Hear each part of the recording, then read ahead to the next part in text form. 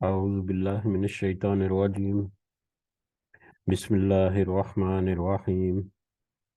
رب اشرح لي صدري ويسر لي أمري واحلل عقدة من لساني يفقهوا قولي. رب يسر ولا تعسر وتمم بالخير. اللهم لا سهل إلا ما جعلته سهلا وأنت تجعل الحزن إذا شئت سهلا. اللهم انفعنا بما علمتنا وعلمنا ما ينفعنا وزدنا علما. اللهم صل على محمد وعلى آل محمد كما صليت على إبراهيم وعلى آل إبراهيم إنك حميد مجيد. اللهم بارك على محمد وعلى آل محمد كما باركت على إبراهيم وعلى آل إبراهيم إنك حميد مجيد. آمین یا رب العالمین. آج ہم انشاءاللہ اللہ کے خاص فضل و کرم سے اس کی خاص رحمت اور توفیق سے ہم ریاض الصالحین کی جو جلد اول ہے والیوم 1 اس میں چیپٹر نمبر 43 اس کو ہم پڑھیں گے، اس کو سمجھیں گے، اس کو سمجھنے کی کوشش کریں گے. سب سے پہلے ہم اسی کے حمد اور اسی کا شکر کرتے ہیں، اسی کی تعریف کرتے ہیں جس نے ہمیں اس قابل کیا، جس نے ہمیں یہ وقت اور مہلت عطا کی، جس نے ہمیں یہ وسائل اور یہ نعمتیں عطا کی، اور سب سے بڑھ کر جس نے ہمیں اس قابل بنایا ہے، ہمارے دل کو اس قابل کیا کہ وہ اپنے اساس کو، ہمارا دل اپنی اساس کو، اپنی بنیاد کو، اپنے دین کی بنیادیں جو ہیں ان کو سمجھنے کی کچھ کوشش کرتا ہے. یہ ہلکی سی اور بہت ہی حقیر سی اور معمولی سی کوشش. اللہ تعالیٰ سے دعا ہے کہ اللہ تعالیٰ اپنا فضل و کرم اور اپنا خاص رحمت جو ہے وہ اس میں شامل حال کرے، اس میں ہمیں استقامت نصیب فرمائے، اس کے ذریعے سے صحیح سمجھ کے ساتھ ساتھ اپنے اور اپنے ساتھیوں کی اصلاح کرنے کی توفیق عطا فرمائے، اور دنیا کے خاص ساتھ ساتھ خاص کر آخرت کی کامیابی عطا فرمائے. آمین یا رب العالمین. چیپٹر نمبر 43 جیسا کہ ہمارے سامنے یہ ہائی لائٹڈ ہے، رسول اللہ صلی اللہ علیہ وسلم کے اہل بیت کی تکریم اور ان کی فضیلت کا بیان. نبی کریم صلی اللہ علیہ وسلم کے اہل بیت کی عزت، ان کی احترام، ان کی تکریم اور ان کی فضیلت کا بیان. نبی کریم صلی اللہ علیہ وسلم کے اہل بیت کون ہیں؟ چیپٹر شروع کرنے سے پہلے ہم تھوڑا سا اس کو سمجھ لیتے ہیں. اہل بیت، بیت جو ہے وہ عام طور پر بیت جو ہے وہ گھر کو کہا جاتا ہے، گھر جہاں پر رہنا سہنا ہوتا ہے. لیکن بیت کا جو مزید جو ڈیپ معنی ہے، جو مزید گہرائی میں جا کر اگر لغت وغیرہ میں دیکھا جائے تو بیت میں عام طور پر وہ جگہیں یا وہ گھر شامل ہوتے ہیں جہاں پر رات گزاری جاتی ہے، یہاں پر مطلب لمبا قیام، یا خاص کر جہاں پر رات گزاری جاتی ہے، جہاں پر راتیں گزارنے کا اہتمام ہوتا ہے، اس کو عام طور پر مطلب ڈیپ معنی میں بیت کہتے ہیں. لیکن عام معنی میں بیت جس کو ہم کہتے ہیں وہ اس میں شامل ہے. وہی زیادہ موضوع ہے ہمارے لیے کہ گھر یا بیت. اور اہل جو ہے وہ والے، بیت گھر میں رہنے والے یا گھر والے، اہل بیت گھر والے. رسول اللہ صلی اللہ علیہ وسلم کے گھر والے یا اہل بیت کون ہیں؟ یہ سوال جو ہے یہ تھوڑا سا سینسیٹیو بھی ہے، تھوڑا سا تو نہیں بلکہ میں کہوں گا کہ کافی زیادہ سینسیٹیو ہے، کیونکہ اس میں شدت کا اختلاف ہے. اور یہ شدت کا اختلاف یا شدید اختلاف جو ہے وہ اہل تشیع اور اہل سنت والجماعت جو ہیں، یعنی سنی اور شیعہ کے درمیان یہ بہت بڑا اختلاف ہے. اور میرے نزدیک یہ اختلاف کی وجہ جو ہے یہ غلو ہو سکتا ہے. غلو یعنی کسی کی محبت میں اس کو اس کے رتبہ یا اس کے جو حق ہے اس سے زیادہ بڑھ جانا، یا کسی کی مخالفت میں، میں نفرت کا لفظ بھی استعمال نہیں کرنا چاہتا، کسی کی مخالفت میں، کسی کے اگینسٹ اس کا جتنا وہ بنتا ہے اس سے زیادہ چلے جانا کسی بھی، یعنی کہ جس کا جو بھی، ہر چیز میں غلو ہو سکتا ہے. مطلب آپ کسی چیز سے محبت کریں تو اس کو اتنی محبت کریں جتنا وہ حقدار ہے، اور کسی سے نفرت یا کسی کی مخالفت ہو سکتی ہے. نفرت کرنا نفرت، اور یعنی ایک حدیث بھی ہے کہ محبت جو ہے وہ بھی صرف اللہ کے لیے، اور نفرت نہیں، وہ بغض جو ہے، محبت بھی اللہ کے لیے اور بغض بھی اللہ کے لیے. تو محبت میں کسی کے غلو کرنا، کچھ آیات میں بھی ہم نے دیکھا کہ جیسے کہ عیسائیوں نے حضرت عیسیٰ علیہ السلام کی شان میں غلو کیا، اور جس کے نتیجے میں وہ شرک کر بیٹھے اور ابھی تک وہ شرک میں پڑے ہوئے ہیں. اسی طرح سے کسی کی مخالفت میں غلو کرنا، دونوں ہی چیزیں جو ہیں وہ انتہائی مطلب ایسی ہیں، توجہ کی طلبگار ہیں کہ کہیں بھٹک نہ جائے انسان، کہیں وہ گمراہ نہ ہو جائے. لہٰذا ہمیں بہت ہی احتیاط کے ساتھ ایسے میٹر میں دیکھنا چاہیے، اور خاص کر یہ جو میٹر ہے جس میں ایک شدید اختلاف میں نے جیسے کہ کہا، تو لہٰذا اس کو ہم تھوڑا سا سادہ سے الفاظ میں اور سادہ سے زبان میں ہم پہلے سمجھتے ہیں کہ اہل بیت کیا ہے. اس کے بعد یہ ایک مختصر کا چیپٹر ہے جس کو ہم 2 احادیث ہیں اس میں اور 1-2 آیات ہیں جس کو ہم آج انشاءاللہ کوشش کریں گے کہ کور کر لیں. تو اہل بیت، اس کے صرف 3 جو ہیں ریفرنسز جو ہے نا، وہ ہم ابھی اس کو سمجھنے کے لیے، اہل بیت کو سمجھنے کے لیے 3 ریفرنسز پر ہم تھوڑا سا ابھی ذکر کر لیتے ہیں. ایک ریفرنس جو ہے وہ تو سورۃ الاحزاب کی آیت نمبر 27-28 سے لے کے آیت نمبر 33 تک ہے. اس میں سے آیت نمبر 33 تو آج ہم اس میں ایز اے ریفرنس آ بھی جائے گی. ان آیات کی روشنی میں، ان آیات میں نبی کریم صلی اللہ علیہ وسلم نے کچھ پردے کے احکامات اور کچھ دوسرے میٹر جو ہیں ان کی طرف اشارہ ہے، اور اس میں خاص کر ازواج مطہرات جو ہیں، ہماری امہات المومنین، ان کے بارے میں خاص کر وہاں پر ذکر آیا ہے، اور وہاں پر اہل بیت جو ہے ان کو وہاں پر کہہ کر پکارا گیا. قرآن مجید کی سورۃ الاحزاب کی جو آیات ہیں ان کے مطابق نبی کریم صلی اللہ علیہ وسلم کی جو بیویاں ہیں، جو ہماری مائیں ہیں، امہات المومنین جو ہیں، وہ اہل بیت میں سے ہیں. اور اہل بیت میں یقیناً اہل بیت جب ہم کہیں گے گھر والا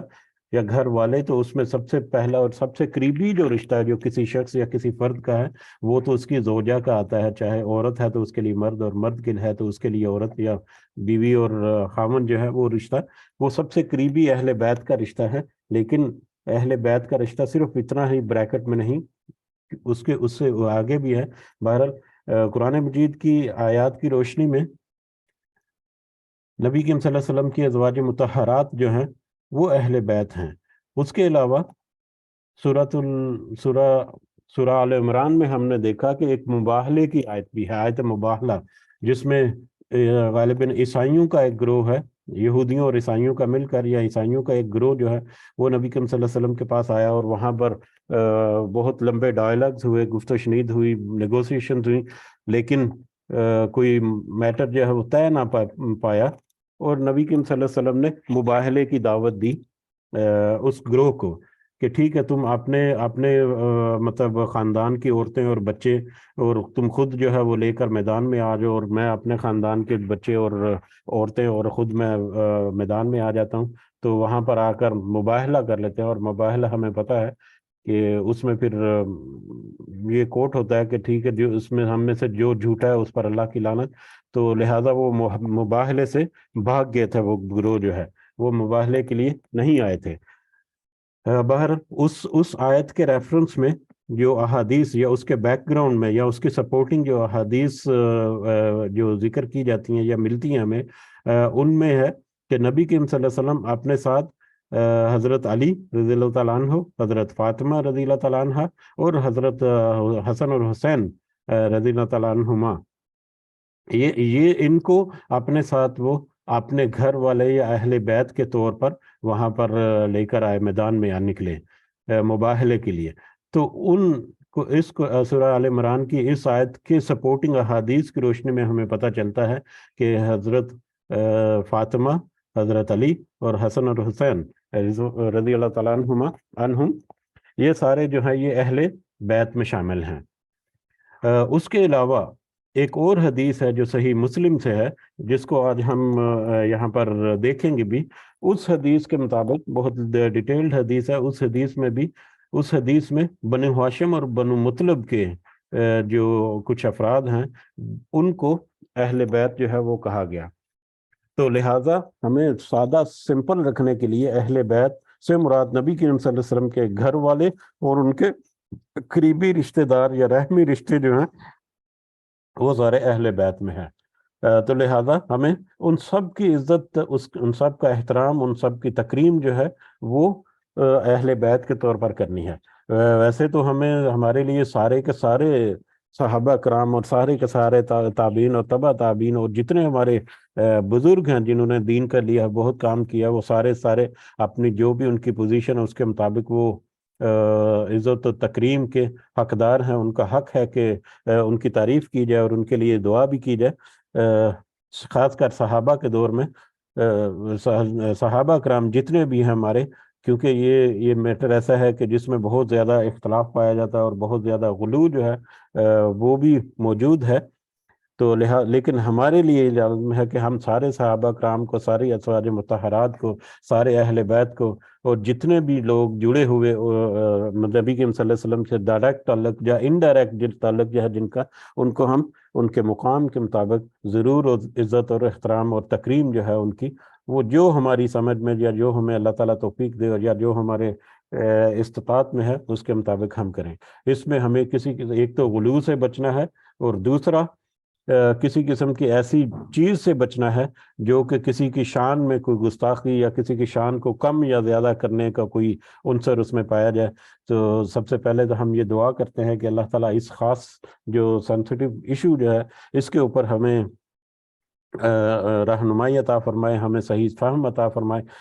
اس کے شر سے ہمیں بچائے، کیونکہ اس میں شر کا لفظ اس لیے بھی یوز کر رہا ہوں کہ شیطان اور خاص کر جو منافقین تھے انہوں نے کچھ اس طرح کے بیج بوئے ہوئے ہیں اس ٹاپک میں کہ مسلم امہ جو ہے وہ ایک بہت ہی بڑے بڑے ٹکڑوں میں بٹ گئی ہے۔ تو اللہ تعالیٰ سے دعا ہے کہ ہمیں شیطان اور شیطان کے جو یہ چالیں ہیں اور جو منافقین کے یہ جو چالیں تھیں ان سے ہمیں محفوظ بھی رکھے، اس کی صحیح سمجھ بھی عطا فرمائے، اور اس کے مطابق ہمیں ہماری استطاعت کے مطابق ہمیں سب کی عزت و تکریم کرنے کی اللہ تعالیٰ ہمت و توفیق بھی عطا فرمائے، صحیح فہم اور سمجھ کے ساتھ۔ تو اسی مختصر تعارف کے ساتھ ہم دیکھتے ہیں کہ آج کا یہ چیپٹر جو ہے یہ ہمیں کیا پیغام دیتا ہے۔ تو سب سے پہلے حسب روایت یہاں پر سورہ احزاب کی آیت نمبر 33 جو ہے وہ کوٹ کی ہے امام نووی نے، جس میں اللہ تعالیٰ فرماتے ہیں اللہ تعالیٰ یہی چاہتا ہے، اللہ یہ چاہتا ہے کہ اہل بیت، کہ اے اہل بیت، اللہ یہ چاہتا ہے کہ اے اہل بیت تم سے گندگی کو دور کر دے، وہ تم سے گندگی کو دور کر دے اور تمہیں پاک کر دے، تم سے گندگی کو دور کر دے اور تمہیں پاک کر دے۔ اور جیسے کہ یہ ذکر ہوا پہلے کہ یہ آیات جو ہیں سورۃ الاحزاب کی آیت نمبر غالباً 27 28 سے لے کے 33 تک، اس میں کچھ پردے کے احکامات اور کچھ دیگر معاملات کی باتیں ہیں، اور اس میں ازواج مطہرات جو ہیں ہماری امہات المومنین ان کو یہاں پر ایڈریس کیا گیا ہے، اور ان کو خصوصی ترغیب دی گئی ہے کہ کیونکہ تم مطلب جو امت محمدی صلی اللہ علیہ وسلم ہے ان کی جو خواتین ہیں، جو عورتیں ہیں، ان کی لیڈر یا بہت ساری چیزیں یا بہت ساری باتیں ایسی ہیں جو خواتین جو ہیں وہ ان کو مشعل راہ بنائیں گی یا ان سے وہ رہنمائی حاصل کریں گی ان کی زندگی سے، تو لہٰذا ان کو خاص کر یہاں پر ہدایات دی گئی۔ تو اس آیت کی روشنی میں جیسا کہ پہلے ذکر ہوا کہ امہات المومنین جو ہیں ان کو اہل بیت جو ہے وہ کہا گیا۔ اس کے علاوہ آگے سورہ حج کی آیت نمبر 32، سورہ حج کی آیت نمبر 32 یہ بھی ہم نے کور کی ہوئی ہے الحمدللہ، جس میں اللہ تعالیٰ نے فرمایا اور جو شخص اللہ کی طرف سے محترم ٹھہرائی ہوئی یعنی شاعر اللہ ہے، اللہ کے شاعر جو ہیں، اللہ کے لیے جو چیزیں جو نشانی کے طور پر شاعر کے طور پر ٹھہرائی گئی ہیں، جن کو محترم کر دیا گیا ہے، تو اللہ تعالیٰ کی طرف سے جو محترم کی گئی ہوئی چیزیں جو ہیں ان کا ادب کرے، جو شخص ان کا ادب کرے تو یہ دلوں کی پرہیزگاری ہے، یعنی اللہ کے شاعر کا ادب کرنا یہ دلوں کی پرہیزگاری ہے، یعنی شاعر اللہ کی تعظیم اس بات کی علامت ہے کہ تعظیم کرنے والے کے دل میں تقوی ہے۔ اور یہاں پر غالباً اس لیے یہ آیت جو ہے وہ کوٹ کی گئی کہ نبی کریم صلی اللہ علیہ وسلم نے قرآن کی روشنی میں اور حدیث کی روشنی میں ہمیں جن چیزوں کی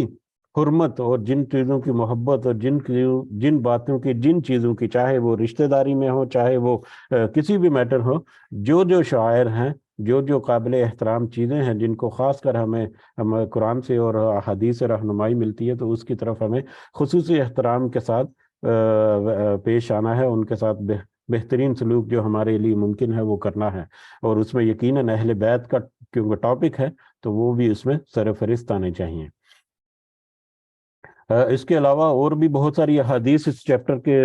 سپورٹنگ، اور بھی بہت ساری آیات جو ہیں وہ اس چیپٹر کے سپورٹنگ جو ہیں وہ پیش کی جاتی ہیں، لیکن کیونکہ یہ مختصر سا چیپٹر ہے تو لہذا ہم اس کو مختصر انداز میں دیکھتے ہیں۔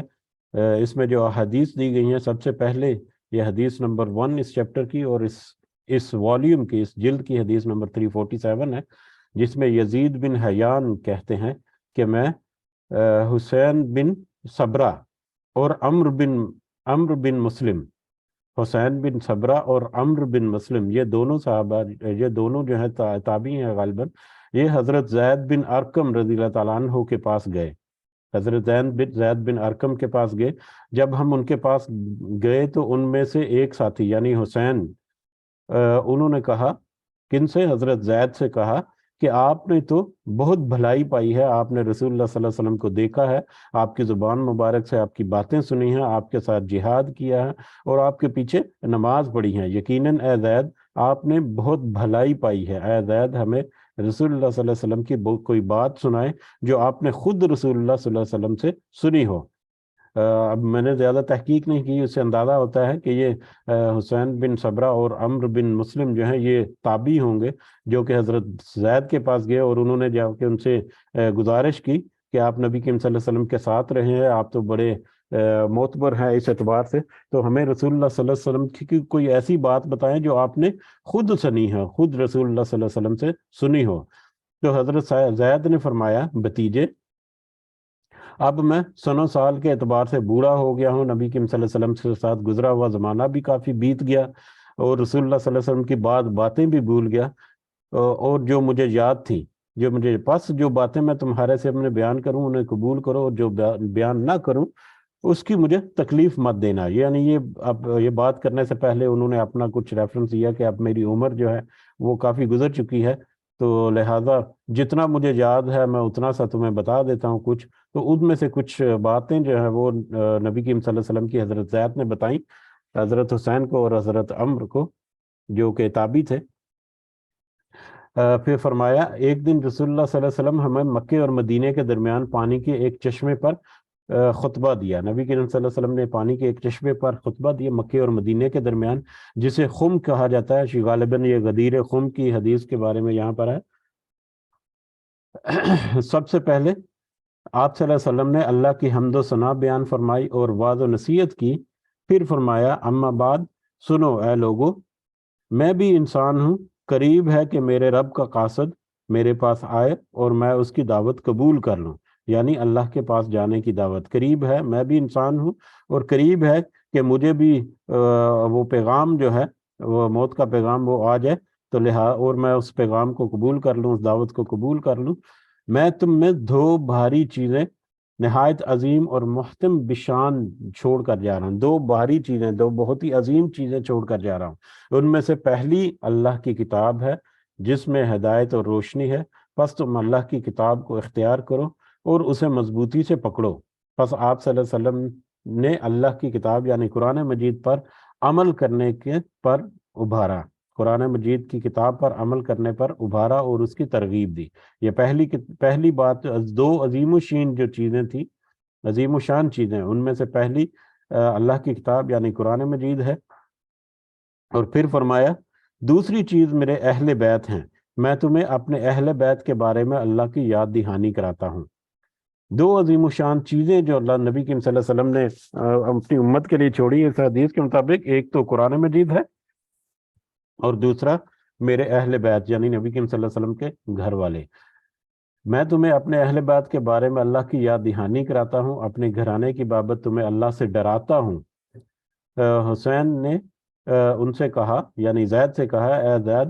رضی اللہ تعالیٰ عنہ، آپ کے اہل بیت کون ہیں؟ نبی کریم صلی اللہ علیہ وسلم کے اہل بیت کون ہیں؟ انہوں نے استفسار کیا، پوچھا۔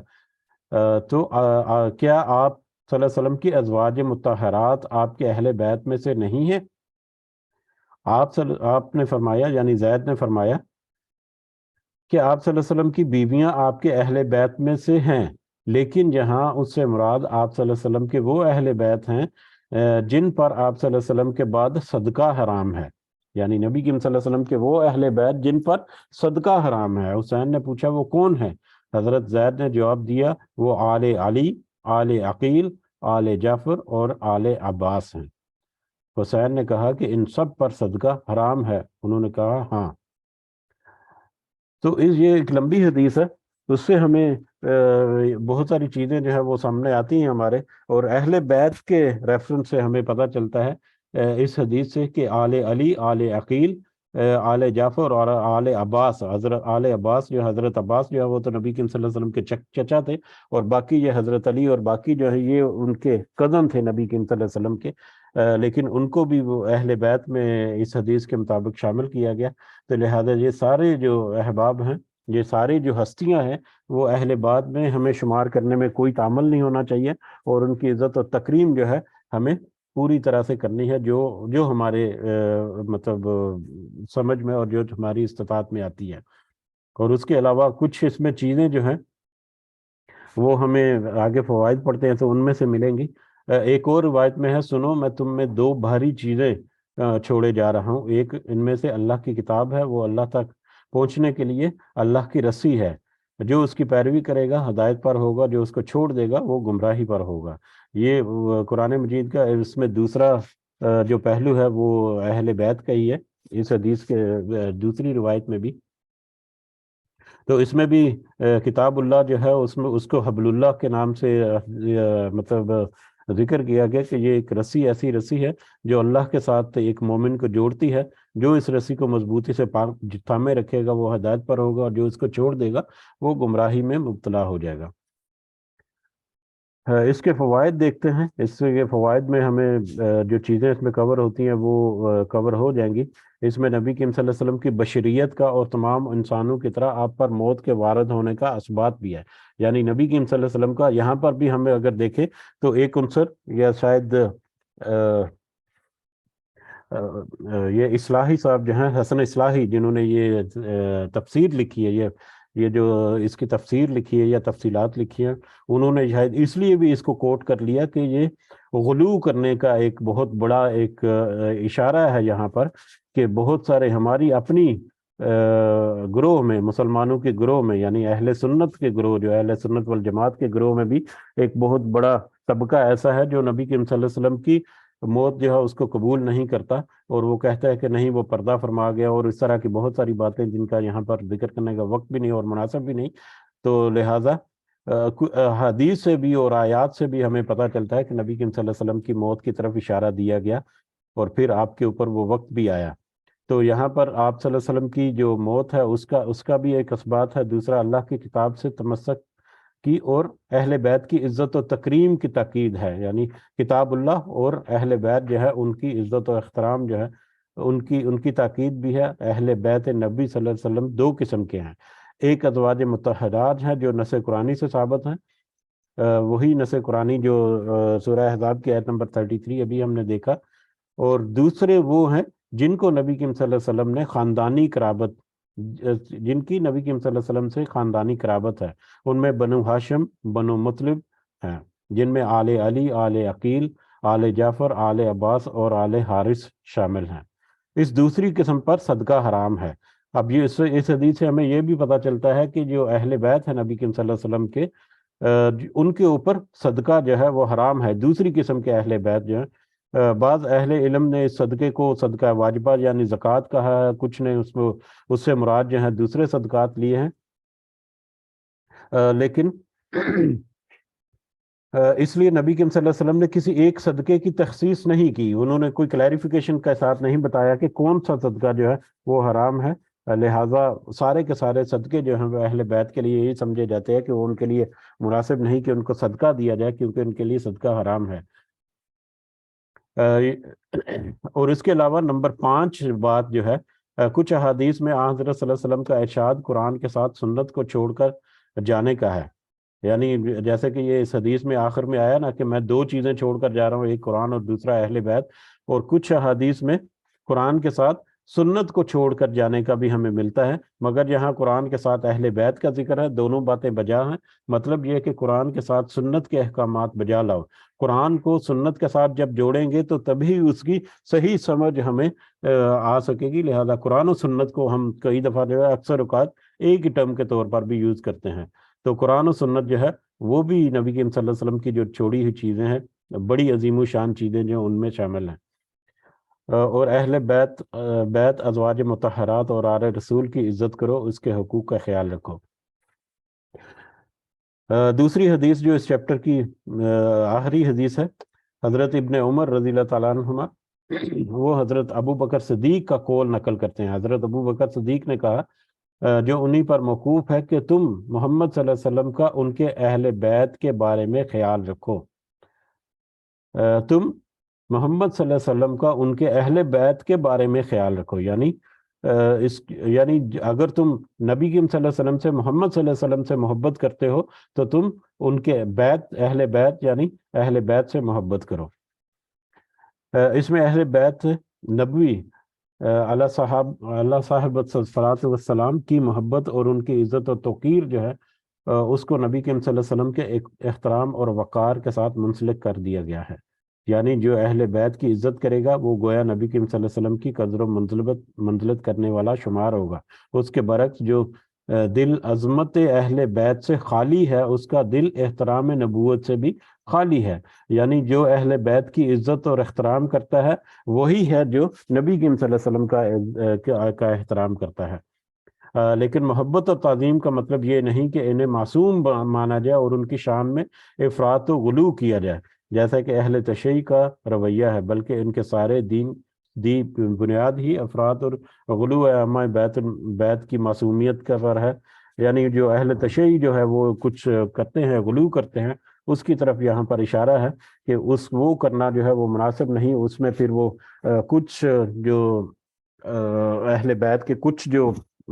افراد ہیں ان کو تو وہ عزت اور تکریم میں اس قدر آگے لے جاتے ہیں کہ مطلب اس کا ذکر کرنا بھی یہاں پر مناسب نہیں، اور کچھ جو ہیں کچھ کی مخالفت میں اس قدر بڑھ جاتے ہیں کہ وہ بھی ہمارے لیے مناسب نہیں کہ ہم کسی بھی طور پر اپنے الفاظ کے ساتھ ایسے ذکر جو ہے بیان کریں۔ بہرحال اللہ تعالیٰ سے دعا ہے کہ یہ ہے اس میں ہمیں جو ہمیں سمجھ آتی ہے، اللہ تعالیٰ ہمیں سب سے پہلے صحیح سمجھ عطا فرمائے، اور پھر ہمیں جتنے ہمارے قابل احترام شخصیتیں ہیں اس میں خاص کر اہل بیت جو ہیں جس کی خاص ترغیب جو ہے نبی کریم صلی اللہ علیہ وسلم نے دی، ان کا ہم احترام کر سکیں، ان کی عزت کر سکیں، اور اللہ تعالیٰ ہمیں ایسے کسی بھی شر سے محفوظ رکھے جو اس چیپٹر یا اس خاص موضوع کے اوپر بہت سارا تفرقہ یا بہت سارا فتنہ جو ہے ہمارے معاشرے میں موجود ہے۔ اللہ تعالیٰ سے دعا ہے کہ اس کے اوپر ہمیں کاربند رکھے، ہماری کہنے سننے میں سمجھنے میں کوئی اگر کمی بیشی ہے تو اللہ تعالیٰ ہمیں معاف فرمائے اور ہمیں صحیح سمجھ عطا فرمائے، اور اس کے مطابق ہمیں چلتے رہنے کی، صراط مستقیم پر چلتے رہنے کی توفیق عطا فرمائے، آمین یا رب العالمین، وما علینا الا البلاغ المبین۔ جی اگر آپ کچھ کہنا چاہ رہے ہیں تو آپ کہہ سکتے ہیں، جزاکم اللہ خیرا کثیرا۔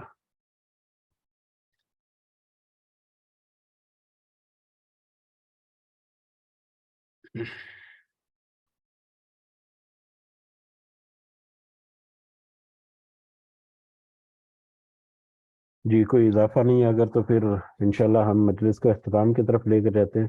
اللہ تعالیٰ ہم سب کا حامی و ناصر ہو۔ شفیق صاحب بھی غالباً بزی ہوں گے، تو ان کی طرف سے کل کا جمعہ کا میسج جو ہے وہ آپ قبول فرمائیں۔ کل جمعے کے خاص اہتمام کے ساتھ جمعہ ادا کرنا، پہلے وقت میں پہنچنے کی کوشش کرنا، درود شروف کا اہتمام کرنا، دعاؤں کا اہتمام کرنا، یہ ساری باتیں شفیق صاحب ہمیں ہر جمعرات کو گائیڈ کرتے ہیں. اللہ تعالیٰ سے دعا ہے کہ اس پر ہمیں کاربند ہونے کی توفیق عطا فرمائے. اللہ تعالیٰ سے دعا ہے کہ ہمارے ظاہری اور باطنی مسائل جو ہیں، مشکلات جو ہیں، وہ اللہ تعالیٰ ہمارے لیے آسان کرے. اس میں خاص مدد اور رہنمائی ہماری اللہ تعالیٰ عطا فرمائے. ہمارے والدین کے ساتھ اللہ تعالیٰ خاص فضل و کرم رکھے. ہمارے والدین جو اس دنیا میں حیات ہیں، انہیں اللہ تعالیٰ انہیں صحت سے بھرپور زندگی عطا فرمائے. اور جو اس دنیا سے گزر گئے ہمارے والدین، ہمارے بہن بھائی، بزرگ، عزیز و اقارب، رشتہ دار، سارے مومنین اور مومنات، اللہ تعالیٰ سب کو اپنے خاص فضل و کرم سے جنت الفردوس میں اعلیٰ مقام عطا فرمائے. اللہ تعالیٰ ہماری اولاد کو ہمارے لیے صدقہ بنائے، صدقہ جاریہ بنائے، اور ہمیں اس قابل کرے کہ ہم اپنے والدین کے لیے صدقہ جاریہ بنیں. ہمارے جتنے مسائل ہیں اللہ تعالیٰ، کاروبار کے مسائل، ہماری اولاد کے مسائل، ہمارے دوسرے دیگر مسائل جو ہیں، اللہ تعالیٰ ان میں ہماری خاص آسانی اور مدد فرمائے. آمین یا رب العالمین. ربنا آتنا فی الدنیا حسنہ وفی الآخرۃ حسنہ وقنا عذاب النار. ربنا ظلمنا انفسنا وان لم تغفر لنا وترحمنا لنکونن من الخاسرین. لا إله إلا أنت سبحانك إني كنت من الظالمين. ربنا تقبل منا إنك أنت السميع العليم وتب علينا إنك أنت التواب الرحيم. سبحان ربك رب العزة عما يصفون وسلام على المرسلين والحمد لله رب العالمين. سبحانك اللهم وبحمدك أشهد أن لا إله إلا أنت أستغفرك وأتوب إليك. جزاكم الله خيرا كثيرا. السلام عليكم ورحمة الله وبركاته.